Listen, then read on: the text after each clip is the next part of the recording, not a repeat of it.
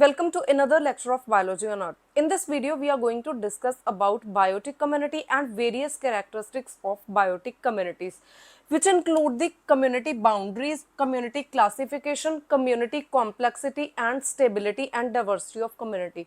Now, सबसे पहले what is the community? सबसे पहले हम डिस्कस करेंगे पॉपुलेशन क्या है। पॉपुलेशन का मतलब है कि एक जो स्पेस है इसमें पर्टिकुलर टाइम पे जो एक स्पीशीज के इंडिविजुअल्स कितने हैं इस स्पेस में, इसे हम बोलते हैं population of that particular species. अब जो कम्युनिटी है इसमें क्या है कि एक पर्टिकुलर एरिया है और इसमें बहुत सारी पॉपुलेशन जो है ये एक साथ रहती हैं और आपस में इंटरेक्ट करती हैं। सपोज ये ह्यूमन पॉपुलेशन है, यहाँ पे डॉग पॉपुलेशन है, एलिफेंट पॉपुलेशन है, प्लांट पॉपुलेशन है या कोई भी और एनिमल पॉपुलेशन। तो जब वेरियस पॉपुलेशन जो है ये एक ही प्लेस पे प्रेजेंट है एट पर्टिकुलर टाइम, तो और आपस में ये इंटरेक्ट करती हैं और इन्हें हम बोलते हैं कम्युनिटी। नाउ जो कम्युनिटी है इसमें ओनली बायोटिक कंपोनेंट्स की हम बात करेंगे, इसमें ओनली लिविंग कंपोनेंट्स ही आते हैं, कोई भी नॉन लिविंग कंपोनेंट को कंसिडर नहीं किया जाता। जो यहाँ पे कम्युनिटी है, अब कम्युनिटी डिफरेंट टाइप्स की हो सकती है। कम्युनिटी टेरेस्ट्रियल हो सकती है, एक्वेटिक हो सकती है। टेरेस्ट्रियल कम्युनिटी वो कम्युनिटी जो कि लैंड के साथ रिलेटेड है, लैंड में जितने भी प्लांट्स हैं, एनिमल्स हैं, कुछ भी फॉरेस्ट है, ग्रासलैंड है, ये सब टेरेस्ट्रियल कम्युनिटी में आएंगे। और सेकेंडली जो वाटर के रिलेटेड जितने भी एनिमल स्पीशीज हैं, जू प्लैंक्टन, फाइटोप्लैंक्टन, ऑर्गेनिजम्स, कुछ प्लांट्स हो गए, एक्वेटिक प्लांट्स, ये सभी एक्वेटिक कम्युनिटी में आएंगे। तो कम्युनिटीज डिफरेंट होती हैं। अब जो कम्युनिटी है इसके बीच में, दो कम्युनिटीज के बीच में जो जोन है, कई बार तो इसकी बहुत ही एक फाइन लाइन होती है जो कि हम डिफ्रेंशिएट कर सकते हैं। जैसे कि अभी हमने बात की टेरेस्ट्रियल एंड एक्वेटिक कम्युनिटी के बारे में। तो जहां तक जो टेरेस्ट्रियल कम्युनिटी है, सपोज यहाँ से यहाँ तक टेरेस्ट्रियल कम्युनिटी है, लैंड है, और यहाँ से एक जो है सी स्टार्ट हो रहा है, तो सी के पास बीच है, तो ये एक वेल डिफाइंड लाइन है इसके बीच में। यहाँ पे ये हम डिफाइन कर सकते हैं कि ये जो है यहाँ पे बाउंड्री है दो कम्युनिटीज के बीच में। लेकिन अगर हम फिजिकल कंडीशंस में देखें या नेचुरल कंडीशंस में देखें, तो जो टेरेस्ट्रियल कम्युनिटीज हैं, वेरियस टेरेस्ट्रियल कम्युनिटीज हैं, इनका जो बाउंड्री जोन है इसको डिफाइन कर पाना थोड़ा कॉम्प्लेक्स होता है। अब इसमें क्या है, सपोज ये फॉरेस्ट कम्युनिटी है, इसमें पूरा फॉरेस्ट एरिया है, और यहाँ पे ग्रासलैंड कम्युनिटी है, इसमें ओनली ग्रासेस हैं और बहुत ही स्कैटर्ड ट्रीज हैं। अब फॉरेस्ट में क्या होगा, डेंस फॉरेस्ट, डेंस ट्रीज होंगे, इसमें स्कैटर्ड ट्रीज हैं और जो ग्रासेस प्रेजेंट है। लेकिन क्या होता है कि जो यहाँ पे जोन है जहाँ पे कि इसकी इन दोनों के बीच में जो बाउंड्री है, इसमें यहाँ पे मिक्स डाइवर्सिटी होगी। इसमें फॉरेस्ट मींस फॉरेस्ट और जो ग्रासलैंड कम्युनिटी है, दोनों के जो इंडिविजुअल्स हैं ये प्रेजेंट होंगे। तो मींस इस जोन में ये एक फेवरेबल जोन है जिसमें कि इन्वायरमेंटल कंडीशंस फेवरेबल हैं both for the growth of plants and for the growth of grass और वेरियस श्रब्स एंड हर्ब्स। तो इस जोन में जो है ये सभी तरीके के ऑर्गेनिज्म जो कि इस कम्युनिटी के हैं और इस कम्युनिटी के हैं, दोनों ही प्रेजेंट होंगे। तो इस तरीके से हम डिफाइन कर सकते हैं यहाँ पे दो जो कम्युनिटीज है इनके बीच में बाउंड्री को। हमेशा जो कम्युनिटीज है इसमें जो स्पीशीज डाइवर्सिटी है ये कम होगी। मींस सपोज कि जो फॉरेस्ट कम्युनिटी है इसमें 20 डिफरेंट स्पीशीज ऑफ प्लांट्स हैं, डिफरेंट प्लांट्स हैं जिसमें हर्ब शर्ब ट्रीज आते हैं। यहाँ पे जो है ये 5 स्पीशीज हैं।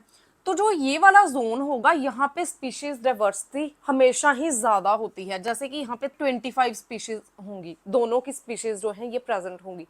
तो वो जोन जो कि बाउंड्री बनाता है दो कम्युनिटीज के बीच में, इसे हम बोलते हैं ecotone. So this is called the ecotone. Ecotone is boundary between two communities. अब यहाँ पे जो इकोटोन है इसमें अभी हमने देखा कि जो स्पीशीज डाइवर्सिटी है इसमें बहुत ज्यादा होती है दोनों कम्युनिटीज के कंपैरेटिवली। तो बाउंड्री जोन जिसमें स्पीशीज डाइवर्सिटी ज्यादा है इसे हम बोलते हैं एज इफेक्ट। सपोज ये यहाँ पे फॉरेस्ट एरिया है और यहाँ पे ग्रासलैंड कम्युनिटी है, तो यहाँ पे इसका बाउंड्री जोन होगा, इकोटोन होगा, जहाँ पे कि दोनों जो है इनकी बाउंड्री है, मीन स्पीशीज डाइवर्सिटी ज्यादा है। तो इसका मतलब है कि जहां पे स्पीशीज डाइवर्सिटी ज्यादा है, ये एज है, दोनों के बीच में एज है और बाउंड्री है विच इज इकोटोन, तो इसमें स्पीशीज डाइवर्सिटी ज्यादा है, तो इसको हम बोलते हैं एज इफेक्ट। एज पे बहुत सारी ऐसी स्पीशीज हैं जो कि इसको रिप्रोडक्शन के लिए यूज करती हैं।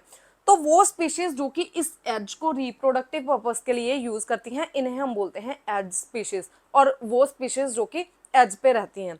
अब यहाँ पे अगर हम कम्युनिटी क्लासिफिकेशन की बात करें तो community classification is given by Odum, so it can also be called as a Odum community classification. यहाँ पे जो कम्युनिटी क्लासिफिकेशन है ये मेटाबॉलिज्म के बेसिस पे दी गई थी। तो ऑडम ने यहाँ पे इकोसिस्टम को डिफाइन किया था on the basis of community metabolism. जो कम्युनिटी मेटाबॉलिज्म है, कम्युनिटी में प्लांट्स हैं और एनिमल्स हैं। प्लांट्स फोटोसिंथेसिस करते हैं और एनिमल्स रेस्पिरेशन करते हैं ऑन मेजोरिटी बेसिस। प्लांट्स में भी रेस्पिरेशन होती है बट प्राइमरली इनमें ज्यादातर फोटोसिंथेसिस होती है और जो डोमिनेटिंग प्रोसेस है वो फोटोसिंथेसिस है। तो यहाँ पे जो ऐसा इकोसिस्टम या वो सिस्टम सबसे ज्यादा स्टेबल होगा जिसमें कि फोटोसिंथेसिस और रेस्पिरेशन दोनों रेट्स इक्वल हैं। अगर यहाँ पे फोटोसिंथेसिस रेस्पिरेशन जो है ये 1 से ज्यादा है तो इसका मतलब यहाँ पे फोटोसिंथेसिस ज्यादा हो रही है। फोटोसिंथेसिस ज्यादा होगी तो मींस ये एक ऑटोट्रॉफिक डोमिनेटिंग सिस्टम है, मींस इसमें ज्यादातर प्लांट्स हैं, ऑटोट्रॉफ्स हैं। अगर यहाँ पे पीआर रेशो जो है ये 1 से कम होगी तो इसका मतलब है यहाँ पे रेस्पिरेशन ज्यादा हो रहा है। तो रेस्पिरेशन ज्यादा होगा तो मींस हेटरोट्रॉफ्स जो हैं ये डोमिनेटिंग है। सो ये एक हेटरोट्रॉफिक बेस्ड इकोसिस्टम है। So this is all about the community classification. Now अब हम डिस्कस करेंगे कम्युनिटी स्टेबिलिटी। तो कम्युनिटी स्टेबिलिटी मींस कम्युनिटी जो है वो कितनी स्टेबल है, वो डिस्प्लेसमेंट को कितना टॉलरेट कर सकती है या फिर वो डिस्प्लेस हो जाएगी, तो इसे हम बोलते हैं community stability. Now community stability के दो फैक्टर यहाँ पे कंपोनेंट्स होते हैं। जो फर्स्ट कंपोनेंट है it is called the resistance.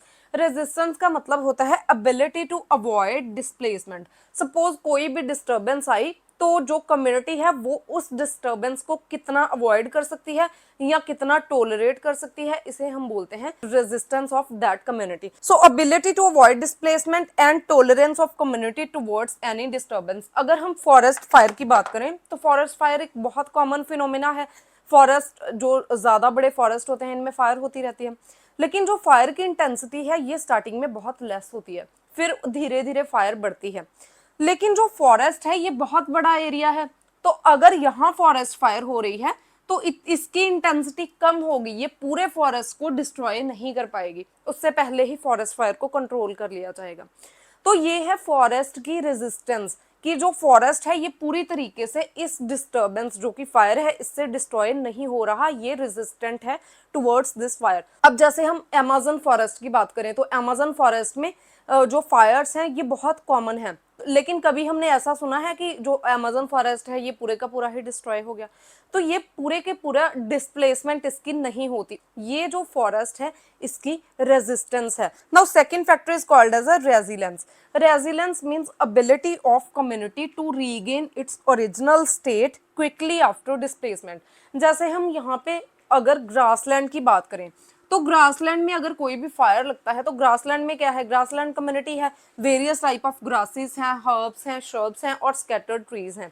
तो जो फायर है इसको पूरे तरीके से ये मींस पूरे तरीके से खत्म कर सकता है, डिस्ट्रॉय कर सकता है, बिकॉज यहाँ पे इतनी डाइवर्सिटी नहीं है। जैसे फॉरेस्ट में अगर फायर लगती है तो इसको आगे मूव करने में बहुत टाइम लगता है, बिकॉज बहुत सारे ट्रीज जो हैं ये प्रेजेंट हैं, तो इसलिए ज्यादा डाइवर्सिटी है तो ऑटोमेटिकली रेजिस्टेंस डेवलप हो रही है।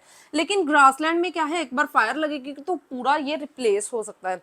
लेकिन आफ्टर रिप्लेसमेंट यहाँ पे जो फॉरेस्ट है सॉरी जो ग्रासलैंड है ये दोबारा से 2-3 महीने में फिर से ग्रासलैंड में बदल जाएगा आफ्टर डिस्ट्रक्शन, तो इसे हम बोलते हैं रेजिलेंस। मींस एक बार ये पूरी तरह से डिस्टर्ब हो गया, डिस्ट्रॉय हो गया, उसके बाद ये दोबारा से अपनी पोजीशन जो ओरिजिनल स्टेट है इसमें आ जाएगा, तो इसे हम बोलते हैं रेजिलेंस।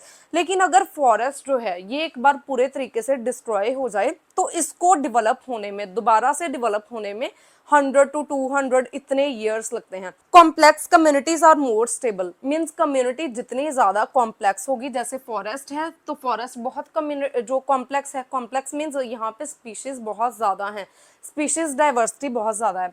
जैसे हम एवरग्रीन फॉरेस्ट की बात करें तो जो एवरग्रीन फॉरेस्ट है, जो ट्रॉपिकल एवरग्रीन फॉरेस्ट होते हैं, इनमें बहुत तरीके की वेजिटेशन होती है। कुछ ऐसे ट्रीज हैं जो कि बहुत टॉल हैं, तो ये एक फुल फ्लैज ऐसे कैनोपी जो है, एक डेंस कैनोपी क्रिएट करते हैं फॉरेस्ट में इस तरीके से। उसके बाद क्या है, कुछ ऐसे ट्रीज हैं जो कि अभी ग्रो हो रहे हैं और मिड में है, अब कुछ इनमें ग्रासेस भी होंगे, कुछ शर्ब्स भी होंगे, तो यहाँ पे डाइवर्सिटी बहुत ज्यादा है, ये एक कॉम्प्लेक्स इकोसिस्टम है। और कॉम्प्लेक्स कम्युनिटी है। तो जो कम्युनिटी कॉम्प्लेक्स होती है ये मोस्टली स्टेबल, उतनी ही ज़्यादा स्टेबल होती है, इसको डिस्ट्रॉय करना थोड़ा मुश्किल होता है। सो यहाँ पे कम्युनिटी जो है, इसमें जितनी ज़्यादा कम्युनिटी डाइवर्सिटी होगी उतनी ही इसकी स्टेबिलिटी ज़्यादा होगी। This is according to Odum, लेकिन this is also disproven by some scientist. उनके अकॉर्डिंग अगर कम्युनिटी जो है इसकी डेंसिटी सॉरी जो डाइवर्सिटी है अगर ये ज़्यादा भी है, फिर भी जो कम्युनिटी की स्टेबिलिटी है वो लो हो सकती है। अगर डाइवर्सिटी ज़्यादा है तो ऐसा भी हो सकता है कि कंपटीशन ही इतना ज़्यादा बढ़ जाए, तो कंपटीशन ज़्यादा बढ़ेगा, intra specific competition, inter specific competition, तो यहाँ पे स्टेबिलिटी अटेन नहीं कर पाएगा ये सिस्टम। तो कुछ भी हो सकता है, डाइवर्सिटी पे जो स्टेबिलिटी है ये इतनी डिपेंड नहीं करती। अगर मीन्स इसकी डाइवर्सिटी ज़्यादा है कम्युनिटी में तो स्टेबिलिटी ज़्यादा भी हो सकती है और कम भी हो सकती है। This is a controversial topic. Now इसके बाद अब यहाँ पे क्या है, जो रेजिस्टेंस है यहाँ पे इसमें डोमिनेटली के सिलेक्टेड स्पीशीज होती हैं। के सिलेक्टेड स्पीशीज हमने पहले भी देखा है कि के सिलेक्टेड स्पीशीज वो स्पीशीज हैं जिनका लाइफ स्पैन ज़्यादा होता है, जो कि less number of individuals produce करती हैं और बहुत स्टेबल होती हैं। जो मोर्टेलिटी रेट है ये कम होता है बहुत।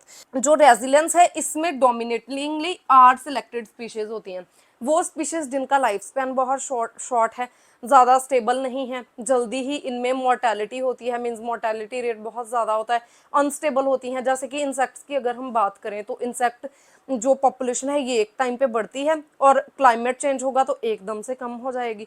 तो ऐसे ही जो ग्रासलैंड कम्युनिटी है जो कि हमने यहाँ पे एग्जांपल ली है, इसमें जो डाइवर्सिटी है ये बहुत कम होती है और ऐसे ग्रासेस होते हैं जो कि आर सिलेक्टेड स्पीशीज हैं जिनका लाइफ स्पैन कम होता है। तो इसीलिए जब ये एक बार डिस्ट्रॉय हो जाते हैं तो दोबारा से इनकी रीग्रोथ हो जाती है। So they comes under the R selected species. So this is all about the biotic community and various characteristics of biotic community. If you have any type of query regarding this topic, you can ask me in comment section. And if you find the content useful, please like and share the video and subscribe my channel Biology on Earth.